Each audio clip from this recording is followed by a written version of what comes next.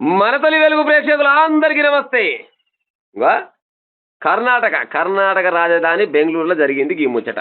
ఎక్కువ చెప్పేం చెప్ప 2, 3 నిమిషాలు చెప్తే ఇనే ప్రయత్నం చేయండి. 2000 పెళ్లి చేసుకురంట ఒక జంట. ఏం పేరంటే భార్య పేరు వచ్చేసేమో ప్రియాంక, మగని పేరు వచ్చేసేమో ప్రవీణ్. ఈ ప్రియాంక ప్రవీణ్ 2017 పెళ్లి చేసుకుంటే వీళ్ళకు 2 పిల్లలట. పెద్ద బిడ్డకేమో 17 సంవత్సరాలు, 17 సంవత్సరాలు. చిన్న పిల్లకేమో 5 ఏళ్ళే. ఆమెకు 17, ఈమెకు 5 ఏళ్ళు. మధ్యలో చాలా గ్యాప్ రాలే, వచ్చింది. మరి ఆమె ఎక్కడికి వచ్చిందో కానీ ఇక చెప్తుంటే మీకే అర్థమవుతుంది కానీ. అయితే ఇక పెళ్ళమ్మ వాళ్ళకు ఊగా పంచాయతీ అవుతుందట. ఎప్పుడు చూసినా కసేపేసా పంచాయతీ పెట్టుకుంటారంట. పెద్ద మనుషులు చెప్పారంట, పోలీసు వాళ్ళు చెప్పారంట, అయ్యమ్మ చెప్పారంట, దోస్తుగాలు చెప్పారంట, ఎవరు చెప్పినా కానీ ఇంటలేరు పాడైపోను. ఇనపోయేసరికల్లా ఇక ఆలిద్దరే పెళ్ళమ్మ వాళ్ళు అంటే మంచమే కూర్చొని మనమే ఒక మాట అనుకుందాం అనుకొని పెళ్ళమ్మ వాళ్ళు కలిసి అనుకురట. ఏమనుకురైతే నీకు నాకు సెట్ అయితే లేదు, మనం ఇడాకులు తీసుకుందాము అనుకురంట. ఇడాకులు తీసుకుందామే అనుకుని ఇంకా ఇడాకులు తీసుకోలే. సరే ఇడాకులే తీసుకుందాం అనుకొని ఒప్పుకున్నాక మరి అలాగ బద్దాం, నీ అంత నువ్వు బతుకు, నా అంత నేను బతా అని అనుకున్నట. మరి ఇద్దరం అలాగ బతాం కదా, మరి ఇద్దరు విలువలు మరి ఎట్ట చేద్దామని అనుకుంటే దాని ఏముంది, పెద్ద బిడ్డ నీ కాడుచుకో, చిన్న బిడ్డ నా కాడుచుకుంటా అని పిల్లమన్నదట. సరే మోడు అన్నాడు, సరేలే ఇక నువ్వు వాడి మనిషి కాడికి నీ దగ్గర చిన్న బిడ్డ ఉంచుకో, నా దగ్గర పెద్ద బిడ్డ ఉంచుకుంటా అనుకోని పెద్ద బిడ్డ నాన్న దగ్గర తీసుకుని చిన్న బిడ్డ ఈయన తీసుకొని పోయింది. ఈ పోయిన తరుణంలో ఇక 4 రోజులు అయింది, వారం అయింది, 10 రోజులు అయింది, నెల అయింది, 2 నెలలు అయింది. ఈమెకు ఉత్త గుణబుద్ధి కాదంట పెళ్ళానికి. ఉత్త గుణబుద్ధి కాక ఏం చేసింది, పాత సోపతి గాడు, కాలేజీ సోపతి గాడు మోహన్ అని ఉన్నాడట. ఆ మోహన్కు ఫోన్ కుద్దిందట. హాయ్ అనగానే ఆడమ్మర కొడుక నాకు చాలా తర్వాత నా సోపతి మళ్ళీ హాయ్ అని మెసేజ్ పెట్టి అనుకోని ఆయన మధ్యనే ఏమంటారు సమాధానం ఇచ్చిందట. ఇక అయితే చాటింగ్లు బీటింగ్లు పోయినాయంటే కలుసుడు మొదలైంది. కలుసుడు తర్వాత ఎట్టాడు సంగతి ఎట్టాడు కథ అంటే 2 బిడ్డలు పుట్టిరు. పెద్ద బిడ్డ ఆయన కావాలంటుంది, చిన్న బిడ్డ నాకు కావాలంటుంది. ఇక 5 ఏళ్ళ పాప నేను తీసుకొని వచ్చిన. మరి ఏమంటున్నావు, మరి మన ఇద్దరం సోపా చేద్దానా అంటే ఆడేంత భూకర్ మేము ఆడ అన్నట. ఆడ అని సోపా చేస్తున్నాడు. ఇద్దరు కలిసి సోపా చేసినట్టు. సోపా కాస్త ప్రేమగా మారింది. ప్రేమగా మారినాక ఈ ప్రేమ పాడైపోయి మన ముసలోళ్ళకి దగ్గరికి వచ్చిన బుడబుడ పిల్లలు అయ్యో 16, 18, 20 ఏళ్ళ పిల్లలు ఏజ్లో ఉన్న పిల్లలు జర అనుమంగాలు కాబట్టి ఏం ప్రేమలు కానీ ఇంక ఇద్దరం కలిసి సహజీవనం చేద్దామా అనుకురంట. ఈ అనుమంగాలు ఏదైనా ఆడ అనుమంగాలుడైనా సరే అనుకొని సహజీవనం చేద్దామని. సహజీవనం అంటే నా వార్తలు కొంతమంది పెద్ద మనుషులు ఇట్టారు కాబట్టి అర్థం కాదు కాబట్టి చెప్తున్నా. సహజీవనం అంటే అక్రమ సంబంధం ఉంచుకోసారి డైరెక్ట్ ఇంటనే ఉంచుకుంటారు అన్నట్టు. కొంతమంది సహజీవనం అని పేరు పెట్టి ఉంచుకుంటారు. పుస్తకం ఒకటే కట్టరు, అన్ని పనులు అవుతాయి. ఇక పుస్తకం ఒకటే ఉండదు, అన్ని పనులు అవుతాయి. ఇక రావచ్చు పోవచ్చు, ఎవరు కూడా ఏమనొద్దాలని. అదేంటంటే మేము సహజీవనం చేస్తున్నాం అన్నట్టు. అయితే సహజీవనం చేస్తున్నారంట. సహజీవనం చేస్తున్న తరుణంలో ఏమైంది, ఈ 5 ఏళ్ళ పాపనే కదా ఈమె కాడ. ఈమె పేరు ఏం పేరు చెప్తే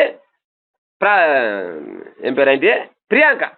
ఈ ప్రియాంక సహజీవనం చేస్తుంటే ఈ బుడ్డపిల్ల కాబట్టి అప్పుడో ఇప్పుడో చిన్నపిల్ల అన్నప్పుడు రోగం వేయవచ్చు, తుమ్మేవచ్చు, దగ్గేవచ్చు, ఏదైనా కాదు, కడిపోయినవచ్చు, కాలేనవచ్చు. అప్పుడో ఇప్పుడో జరంత ఇబ్బంది పెడుతున్నట్టుగా వచ్చింది. ఇబ్బంది పెడుతుందేమో. ఇబ్బంది పెడుతున్న తరుణం ఏమనుకోరు వీళ్ళిద్దరు ఈ ఉంచుకున్నాయని ఈమె కలిసి ఈ పాడైపోయిన ఈ పానకంలో పుడక లెక్క గడుకోసారి తుమ్ముతుంది, తగ్గుతుంది, అవసరమా మనకి పిల్ల అని మరి ఆడన్నడా లేకపోతే ఏమన్నదా ఏదో రకంగా ఇద్దరైతే ఒక నిర్ణయానికి వచ్చిరంట. వచ్చి ఏం చేద్దామంటే ఈ పిల్ల పని చేద్దాం, ఈ పిల్ల పాడైపోయిన అవసరం మనకి ఇప్పుడు, ఈ పిల్లతో మనకేమెక్కాలనుకున్నారంట. ఆ పిల్లని చంపిరట. పైన పండు చూసి పిల్లలు విసికేసిరట. పిల్లలు విసికేసినాక మరి ఈ ముచ్చట మరి మొగని చెప్పాలిగా. మళ్ళీ విడాకులు తీసుకోలే కదా, విడాకులు తీసుకుందాం అనుకున్నా అంతే. మొగని చెప్పాలి కాబట్టి మొగని ఫోన్ చేసి చెప్పిందట.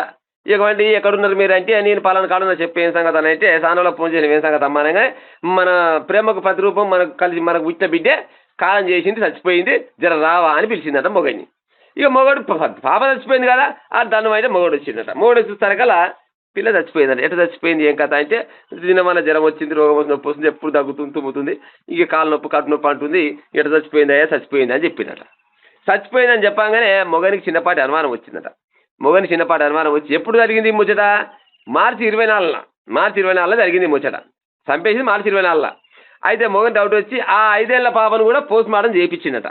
పోస్ట్ మార్టం చేయించిండు. ఇక పినిగన అయితే కథం చేయాలి కదా.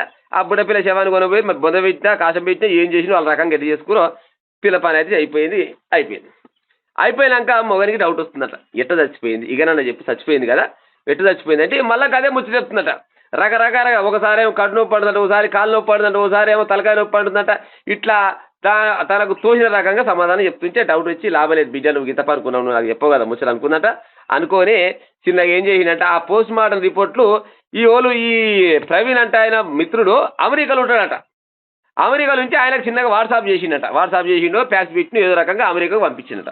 జర దూరం నా బిడ్డ చచ్చిపోయింది గిన్న రిపోర్ట్ పాడైపోయిన అంత ఇంగ్లీష్లో ఉండే నాకు అర్థమైతే లేదు జర దూరం దోస్త అంటే ఆ దోస్తు గారు చూసి ఫోన్ చేసినట ఫోన్ చేసి అరే మోహన్ కాదు ప్రవీణ్ నీ బిడ్డే మామూలుగా చనిపోలే చిత్రహింసలకు గురై చనిపోయింది ఈ అమ్మాయిని ఊపిరాడకుండా చేసి చంపేసిరు ఇంకో రిపోర్ట్లో గదే ఉంది నేను గదే చెప్తున్నా అని దోస్తుగాడు అమెరికాకి వెళ్ళి ఫోన్ చేసిండట అమెరికాకి వెళ్ళి ఫోన్ చేసేసరికల్లా అమ్మర బిడ్డ నా బిడ్డని ఇంత పని చేసినావు అనుకున్నట చక్కగా ఇంటికి పోయిందట చక్కగా ఇంటికి పోయేసరికల్లా లేదంటే ఈమె లేకపోయేసరికల్లా ఏం చేసింది చక్కగా పోలీస్ స్టేషన్కి పోయిందట పోలీస్ స్టేషన్కి పోయి సార్ గిరిగిట సంగతి ఇగో దీనికి ఏది రిపోర్ట్ ప్రకారంగా నా బిడ్డ చిత్రహింసకు గురై చచ్చిపోయిందంట మా అమ్మగారిని కేసు చేయరు సార్ అని పోలీసుల కాడికి పోయేసరికల్లా ఆ కర్ణాటక పోలీసు వాళ్ళు ఆ పేపర్లు మొత్తం పరీక్షించి ఎట్టట లేక ఏం కథ అని అంటే ఈయనకు తెలుసుకున్నాడు ఆలోపే ఈమె ఎవరితో సహజీవనం చేస్తుందో ఆ మోహన్ అంటూ సహజీవనం చేస్తుంది కదా ఆయన గురించి తెలుసుకొని ఇక మోహన్ గారిని దగ్గర పట్టించినట ఫస్ట్ మోహన్ గారిని వచ్చేయగానే ఆ మోహన్ అంటోడు చిన్న పోలీసులు దొరికినట పోలీసులు దొరకగానే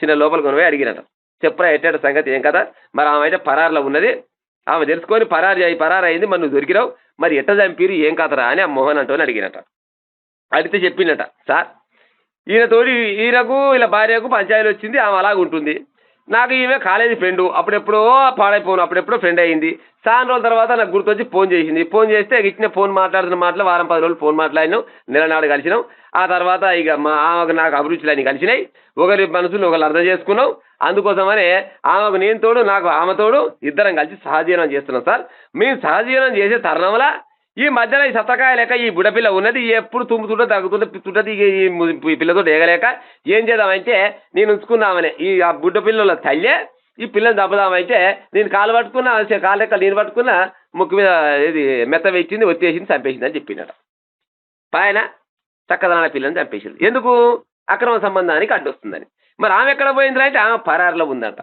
ఎక్కడ పోతుండో పరారులు ఉన్నామే ఈమె పరారులో ఉన్నామే ఈ పేరు ప్రియాంక ఈ ప్రియాంక అంటామే ఎన్ని రోజులు తప్పించుకోపోతుంది సిగ్గుండాల జరనన్న ప్రియాంక ఇప్పుడు 17 ఏళ్ళ బిడ్డ ఉంది 17 ఏళ్ళ బిడ్డ ఉంటే ఆల్రెడీ ఈమెకు ఎంతో కొంత అప్పటికొంతక పెళ్లి అయిన నాటికి ఒక 20,000 పెట్టుకో ఆ 27 ఈ 17 37 ఏళ్ళు అయిపోయాయి 37-40 ఏళ్ళకి వస్తేవి ఈ 40 ఏళ్ళకు కూడా నీకు వచ్చి కొట్లాడుతున్నా అది ఇంకా నీకు ఉంచుకున్నోడు కావాలి ఇద్దరు పిల్లలు చక్కదానంగా పిల్లలు చూసుకుంటూ ఉంటే సరే నీ అక్రమ సంబంధం అయితే ఉందేమో పాడైపోను మరి మొగనికాయ ఉంది మరి అక్రమ సంబంధం సాగించుకుంటా ఎట్నో ఒకట్లా గుట్టుగా కాపురాలో బీపురాలో ఏదో రకం కలుసుకుంటే అయిపోవు కదా అంటే వీళ్ళ దాంపత్య జీవితం వెనకాల కానీ వీళ్ళ రహస్య జీవితానికి ఆ పిల్ల అడ్డొస్తుందని ఉత్త పుణ్యానికి పిల్ల గొంతు విసికి ఊపిరాడకుండా చేసి చిత్రహింసలు పెట్టి ఘోరంగా కొట్టి చంపి పరారులో ఉందంట చూడు నీ అక్రమ సంబంధాలు పాడైపోను చక్కదాన మొగడు దూరం అయిపోయి నీ బిడ్డ దూరం అయిపోయి ఆడు పోయి ఉంచుకున్నాడు పోయి జైల్లో వాడే